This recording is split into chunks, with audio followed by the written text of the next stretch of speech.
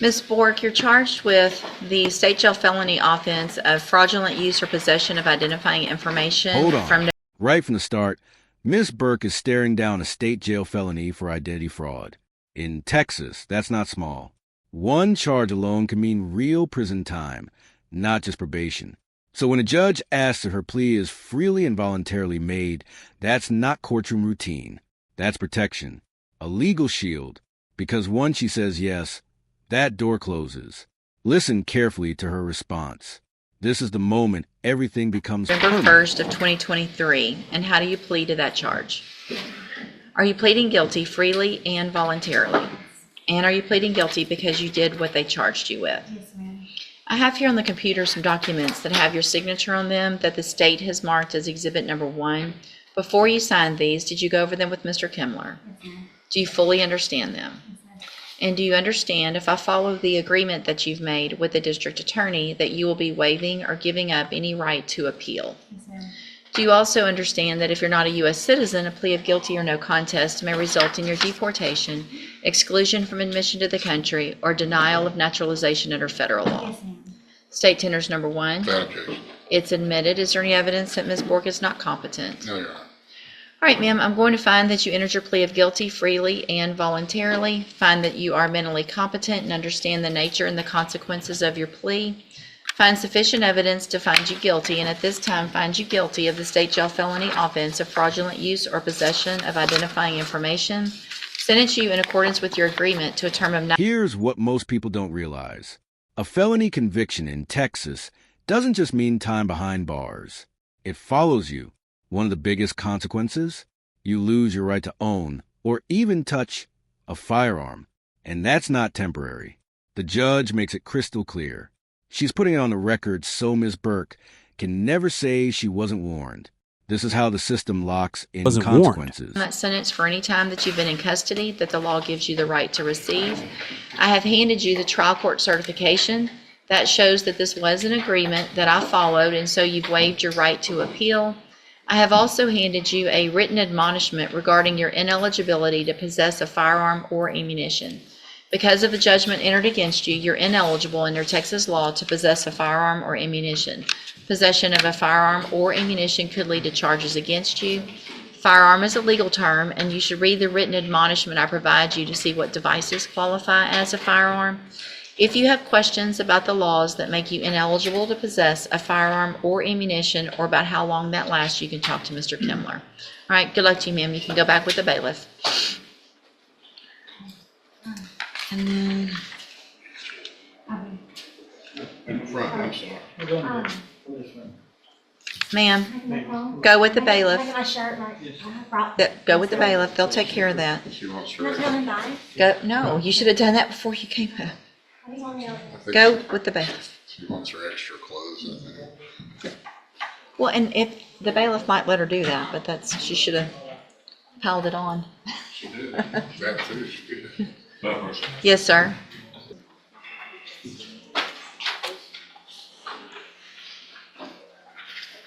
And if y'all can just sign that, and if you'll make sure and email the attachment to the clerk this afternoon. Yes, ma'am. Thank you. You can call him.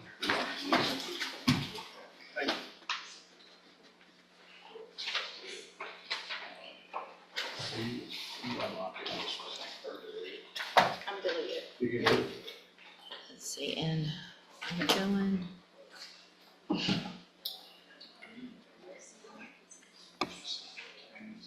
And we're going on the priors, correct? Yes, ma'am. Okay, let me, Actually, Judge, it was indicted in a state jail with priors. However, I've also filed a notice of enhancement alleging additional offenses that I believe gets it to a second degree. So in other words, it was indicted as a state jail felony enhanced to a third degree, and I filed a notice to enhance that further to a second degree. all right, I'm printing out something so I can do. Make sure I go through,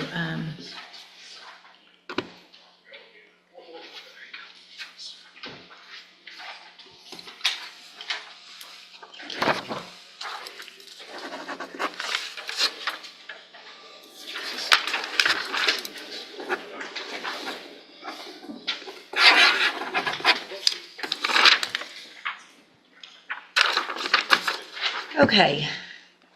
And will he waive the formal reading of the indictment? Yes, Your Honor. Mr. Now and sorry, we move to Leroy Smith. And his record? It's long. Texas long. The prosecution isn't just charging him for today's crime. They're stacking his past convictions to enhance the punishment. That's how it works. What might have been a simple criminal mischief case now carries the weight of up to 20 years. Your past doesn't stay in the past inside a criminal courtroom. mischief from September 4th of 2023. The indictment alleges that you were previously convicted of the state jail felony offense of delivery of a controlled substance, September 18th of 1995. And after that was final, you were convicted of delivery of a controlled substance, state jail felony, 2 cases, on January 16th of 2001. The state has also filed notice of intent to use prior convictions to enhance punishment. It alleges that you were also previously convicted of possession with intent to distribute crack cocaine and/or distribution of more than 5 grams but less than 50 grams of cocaine in the Eastern District of Texas on August 6th of 2002, and that on February 2nd of 1993, you were convicted in 3 cases, 2 cases of burglary of a building, which at that time was a 3rd-degree felony, I believe. Not sure, Judge. Anyway, and then after that was final, well, we need to know. I've got the file, 'Cause- Judge. And then burglary of a vehicle also on that date. Need to know what those levels The are. burglary of a building, at that time, Judge, was, look at the judgment from February 2nd of 1993, was a 2nd degree. 2nd-degree felony. And so to the charge in the indictment, Oh, and for the record, that Yes, sir. burglary of a vehicle was a 3rd degree. thank you, Mr. Coleman. And so to the charge of criminal mischief, how do you plea? And are all of those prior offenses true? Speak up, please. And are you entering your plea of guilty and true freely and voluntarily? And because you did what they've charged you with? I have here on the computer some documents that have your signature on them that the state has marked as exhibit number 1. Before you signed these, did you go over them with Mr. Jackson? Do you fully understand them? And do you understand, so it looks like there's no agreement, is that correct? Or is there a cap? There is no cap, there is no agreement, Judge. So it looks like you are just pleading open to the court. These papers show that your attorney is asking on your behalf for a deferred probation. Mr. Coleman has requested an 8-year term in TDC. But if we go forward this way, you're leaving your punishment up to me. And I want to make sure you understand you have an absolute right to have a jury come in and determine 2 things. The first would be to determine if you're guilty or not, and then you could leave your punishment up to that jury. If we go forward this way, you're waiving that right, and is that what you want to do?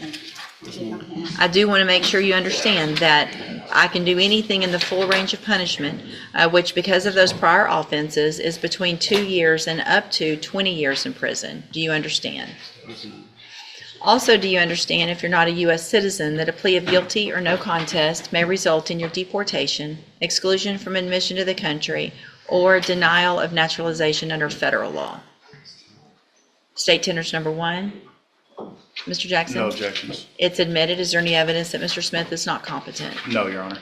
All right, sir, I'm going to find that you entered your plea of guilty freely and voluntarily, find that you are mentally competent and you understand the nature and the consequences of this plea, find sufficient evidence to find you guilty. However, I'm going to reset your case for sentencing so that the probation department can do a pre-sentence report.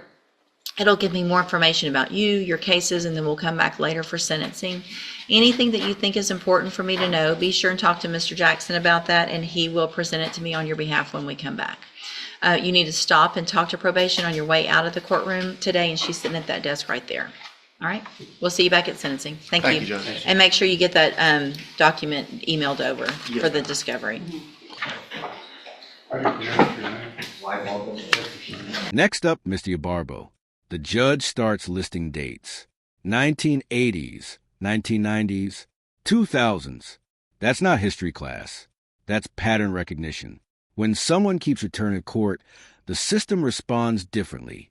The law doesn't forget.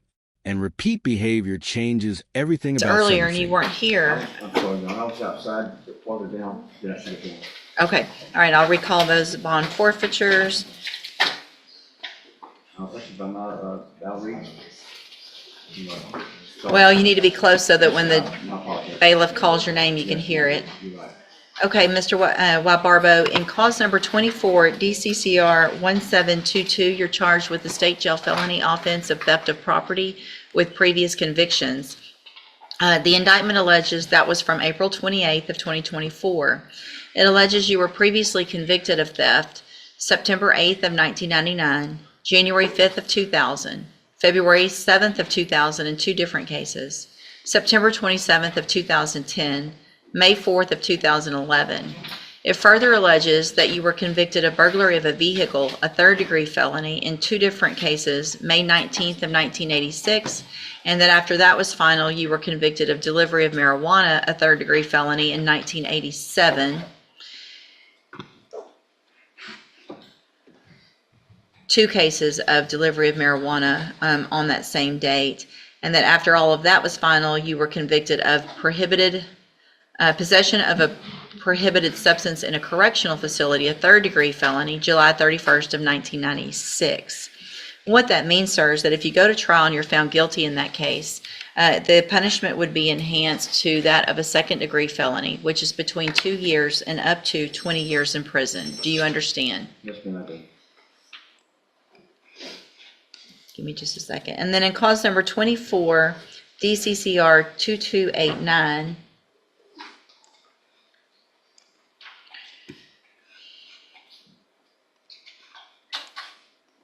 you're also charged with theft of property with previous convictions from September 28th of 2024.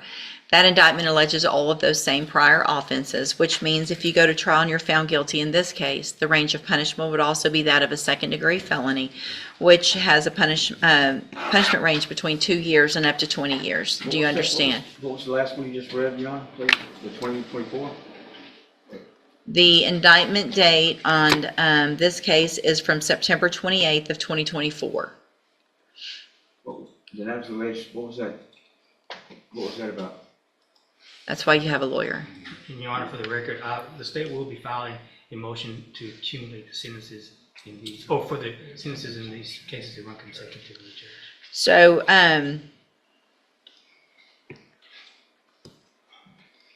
in the September 28th of 2024 case, the allegation is that you unlawfully appropriated property, to wit, medicine and sundries of the value of less than $2,500 from John Almaguer, which is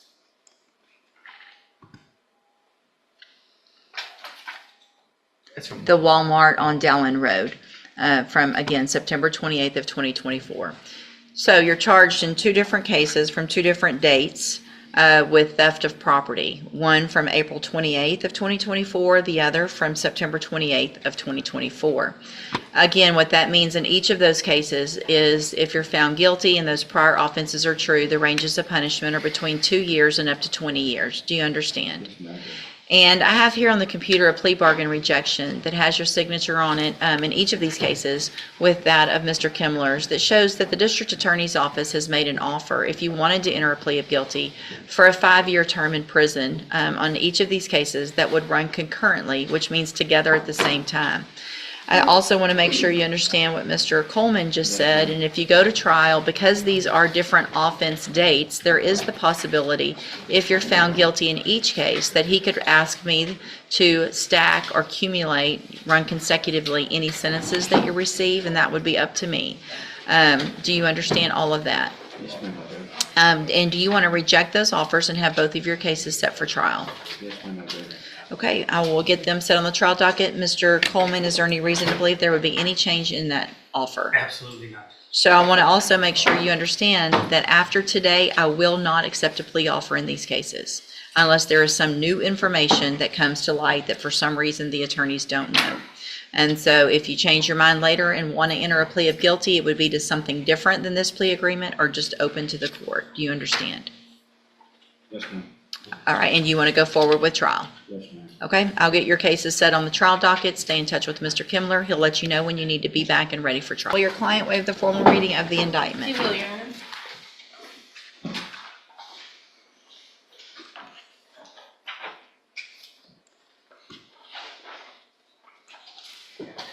Mr. Savoy, you're charged in that case with the third-degree felony offense of tampering or fabricating with physical evidence with the intent to impair from September 23rd of 2023. And how do you plead to that charge?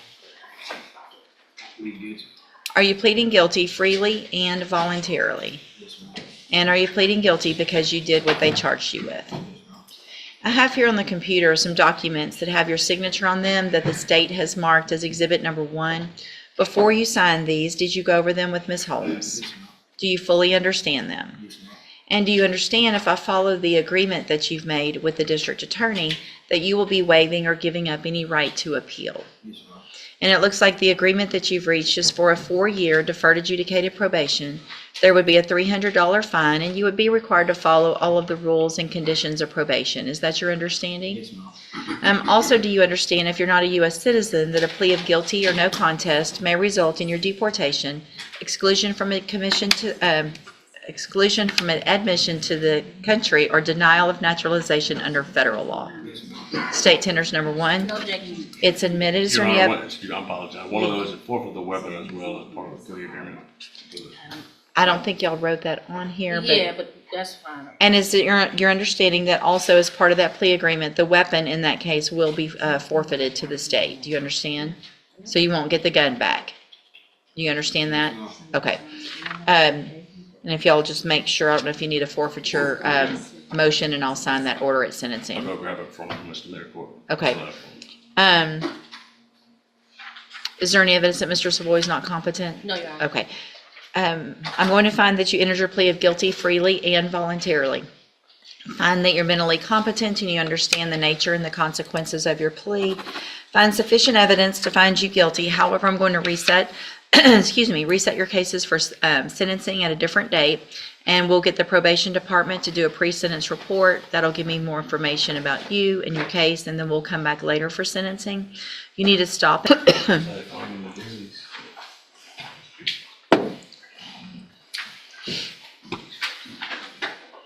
All right, sir, again, you're Donald Owens Jr. Yes, ma'am. And so the motion to compel, has that been worked out? Yes, Judge.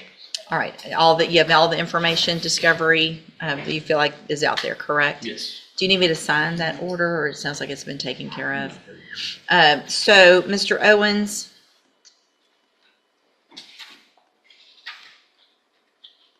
in cause number 24, DCCR 1192, you're charged with a second-degree felony offense of sexual assault of a child from March. Now, this case shifts the entire mood. Sexual assault of a child, a second-degree felony. The judge's tone changes immediately. Slower, heavier, because this isn't just about legal consequences. It's about moral gravity. Even before sentencing, you can feel it. The air in the courtroom tightens.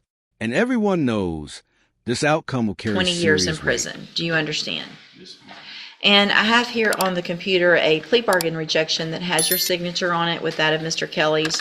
This shows that the district attorney's office has made an offer, if you wanted to enter a plea of guilty, for a cap of 10 years in prison, which means you would be leaving your punishment up to me. And if I followed the agreement, I couldn't give you more than 10 years. I could give you 10 years. I could give you less.